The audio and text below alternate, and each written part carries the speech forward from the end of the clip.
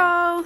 I figured I would bring in the new year, this year from 2019 to 2020, with a different kind of get ready with me video.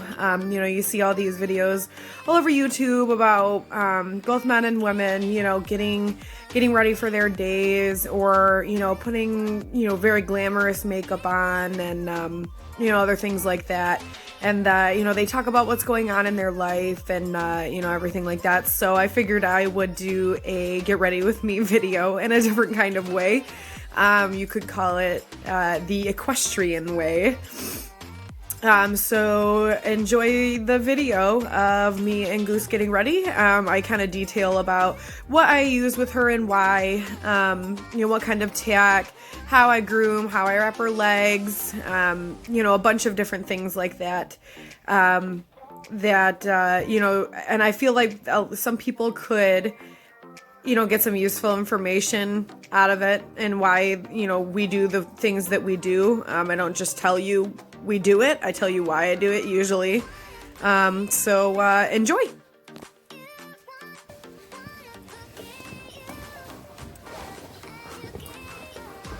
So it is currently 30 degrees here in southeastern Michigan. My farm is based in Flat Rock, Michigan, and it is a little cold here.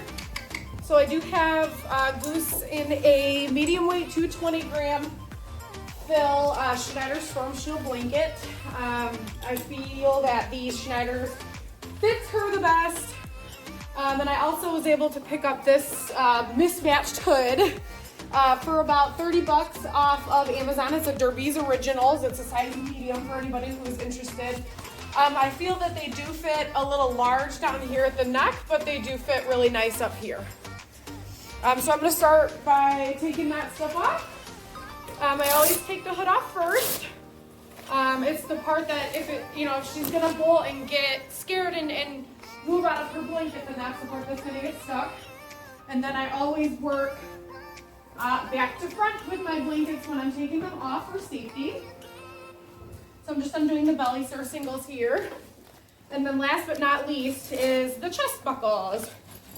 The chest buckles is what's going to keep that blanket on her. She goes to bolt away. She is a baby, so I would not put that out of reach for her.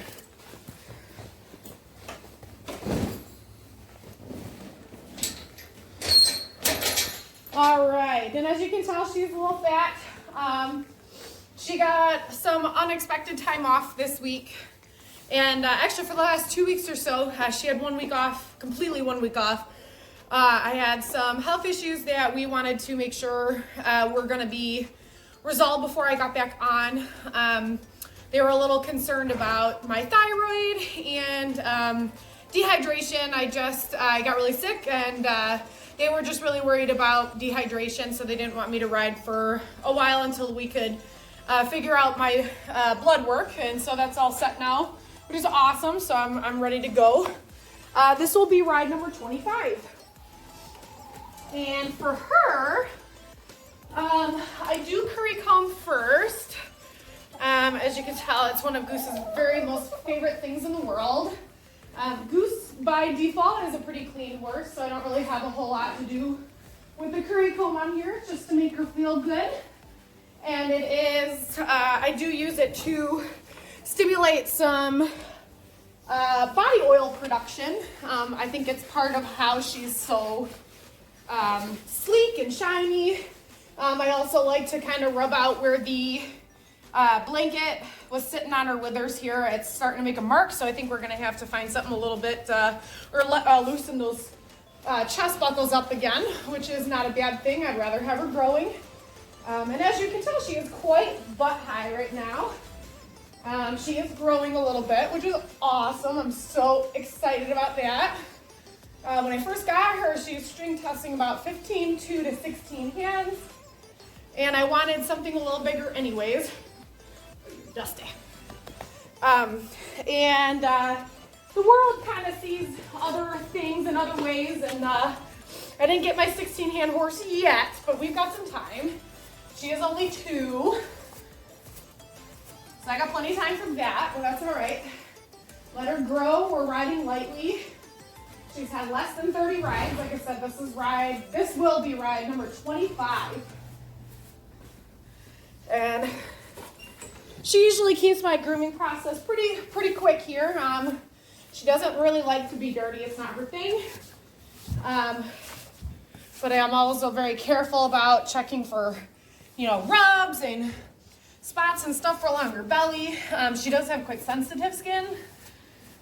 So I tend to use natural fibers on her for girths and other tack. I tend to use more natural blankets and stuff on her.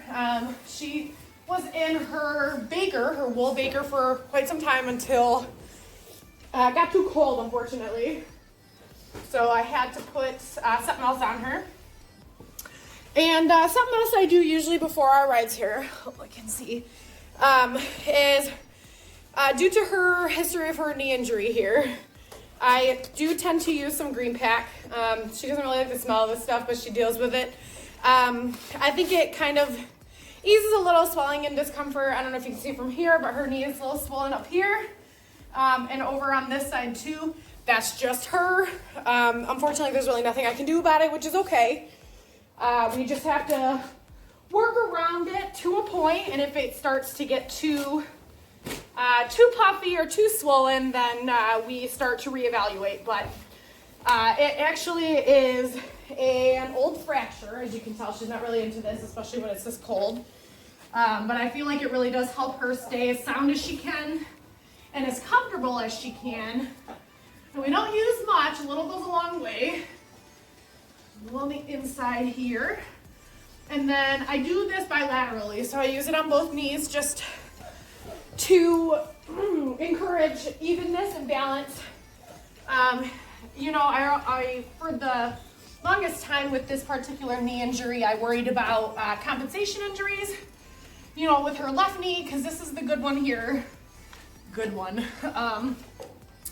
She's very behind at the knee. So if you were, I'll probably throw in a thing of her x-rays here. She's really, just her knee joint itself is very set back into the leg. And unfortunately, it's going to hinder her as a performance horse in the future. My vet pretty much told me that she'll never be my 6-day-a-week slider, which is okay. I really wanted to do some reining with her. But that's okay. She can be my weekend warrior hunter. That's all right. All right, so I'm gonna let that sit on her legs for a minute, and we can try to find my hook pick in here. It's like Narnia in here. It tends to just go disappearing. So I pick her feet before every ride, and most of the time I pick them after. Keep in mind, she is 2 years old, so she can sometimes be a little fussy about doing stuff like this. She's usually pretty good. So I just kind of take it in stride and fix the holes where I can, and try not to worry too much about it. She can be a little fussy about her rears, so these ones might be a little bit more harder for me to get at today, but that's all right. She tends to very evenly wear down her own rear feet. So they're real easy to clean, but we have some issues with these front feet still. She tends to flare out a little bit. Her bars seem to be, flare out on the outside of each foot. But she's very downhill right now. She's young, so we have time to fix that. So all 4 feet are clean. And then, so I'm gonna wrap her feet next, or her legs next, rather. So I'm gonna be using CL Equine Boutique's anti-pill fleece polo wraps. These are a cute little succulent design. Something I like about these is they're a little stretchy, but they're really not super stretchy. I don't want anything that is going to stretch out over time. I like a lot of integrity in the fabrics that I use to wrap. So that's part of the reason why I use them. She's also my sponsor. I will put a tag for her page in this video as well. And I'll put a link down to her Etsy shop so you guys can check it out. She has a bunch of stuff. It all holds up in the wash. And, it stays looking really good. These polos have been used I forgot how many times, honestly, without being washed, and they're looking really good. I've had them for about 6 months now, and they're holding up real nice. But yeah, so there we go. I'm gonna move her over. That's it, go. So you can kind of see how I choose to wrap. I do pull a wrap a little bit differently than the normal person here. Oh. And the reason why I do that is because of her knee injury. So I like to wrap as far up her leg as I can. So that forces me to kind of move and manipulate the wrap a little bit more than the average person would. So I usually go ahead and start. I start in the groove of the leg there. Try not to get too many wrinkles, if any. We don't like wrinkles at all. There we go. A couple times around. Draw it tight, but not too tight. Cup the fetlock here. I like to kind of cup it with my hand. It keeps the wrap from getting really wrinkly. Here's her 2-year-old coming out right here.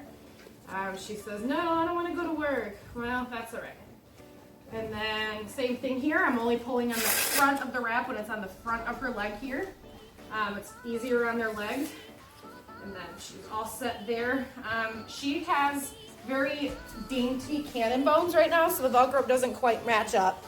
But it's pretty darn close. And then let's do the other one.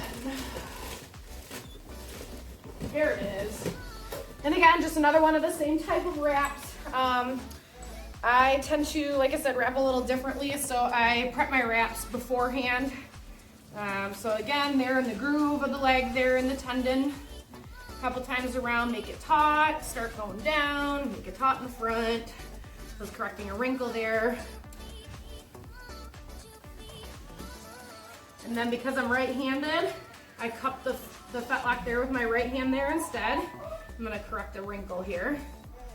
Sometimes I pull on them a little too tight, so it's better to go back and rewrap. I always kind of let them sit for a second, and then I will go ahead and tack or rewrap before I ride, just in case.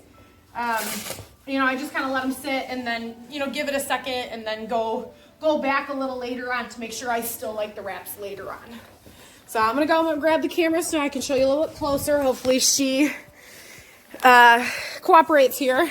So this is the wrap. I think they're a really nice wrap.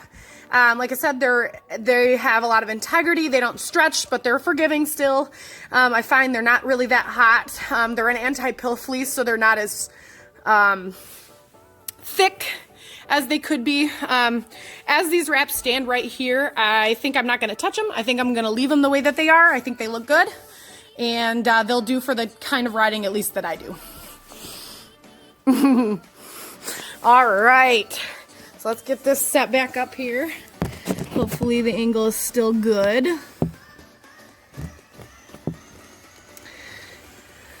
Okay. All right, so let me kind of show you what I use a little bit. I'm gonna bump her over. She's a little camera shy today, but that's right. So for riding, I don't have her in an English saddle yet. I don't trust her that well. But for right now, I'm just using a regular black wool felt pad. It's about an inch or an inch and a half. I would say probably about an inch. She doesn't really need anything more than that.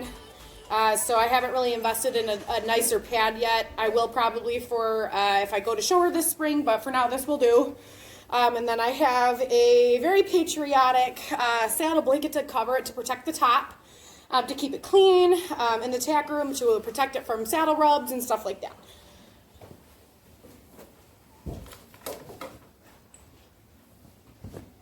And this pad is a little long for her back, but we make do. I kind of just smooth everything down, make sure it all looks nice. I'm kind of, retentive, I guess, about the way that my saddle pad sits, because I do only have a barrel saddle to work with right now.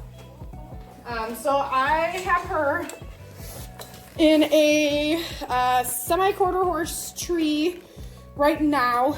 She may need a regular tree as she grows, but for right now, this is what's fitting her. It is an H&H barrel saddle. It's a 16-inch. It's sound, it's nice. It's not real heavy. and I like it that way. I also have her in a wool felt weaver cinch. I found that this one doesn't rub her nearly as much because she does have some sensitive skin. So I just figured the natural fibers would be better. And I keep that really nice and clean for her.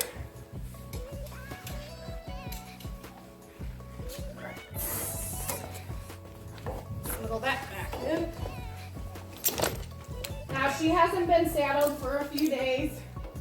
And they have been inside for a few days because of some really inclement weather that we've been getting here in Michigan.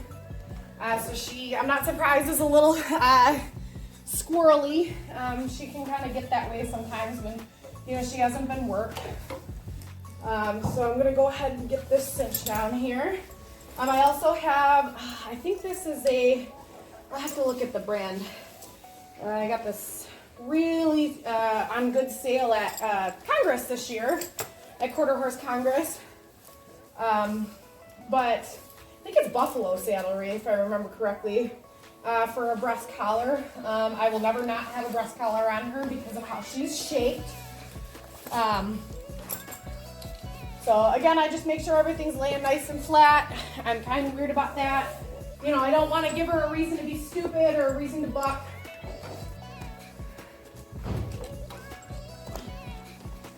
All right, I'm gonna adjust that around a little bit here.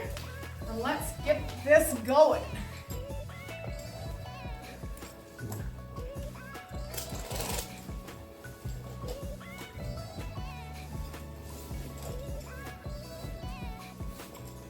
All right. Now, I think she's the best 2-year-old when it comes to cinching up because that cinch is pretty tight. I'm fair, I'm slow. You know, I don't do it too fast, but she has learned that standing still is the best thing for her. It's the safest thing for both of us. It's something that I taught her, that, you know, how to react in specific situations. So like I said, I have my buffalo saddlery, I think it's buffalo saddlery, breast collar here, and then I also have my, oh goodness, something crazy happened in storage. That's all right, we can fix that. But I also have my CL Equine Boutique leather strap on here. She was very awkwardly shaped when I first put this breast collar on her. So I tend to keep the weather strap there just for security. So something very strange happened here in storage. So let's get that straightened out. There we go. All right. I'm not the type to have these pretty tight. I usually keep them pretty loose. Just for my own, I guess, preference. I just don't like a tight breast collar. I don't like, you know, tight breastplates, tripping collars, anything like that. But I'm also really attentive about the keepers, as you just saw. I literally just found it, picked it up to make sure I wasn't going to miss it. So we're just going to put this on. She's on hole number 3 comfortably on each side right now. She is starting to bulk out in the chest. She's getting kind of hulky, which is great. You know, I used to have problems fitting a blanket to her. I don't have those problems anymore. And then she's also getting to a point now where that's starting to fit good. And then back here, the same thing, hole number 3. I use the keeper every time. All right, and if it was any colder than what it is, it's about 30 degrees Fahrenheit right now. It's a little below freezing. And she's accustomed to this weather. She's lived here or in a cold climate her entire life.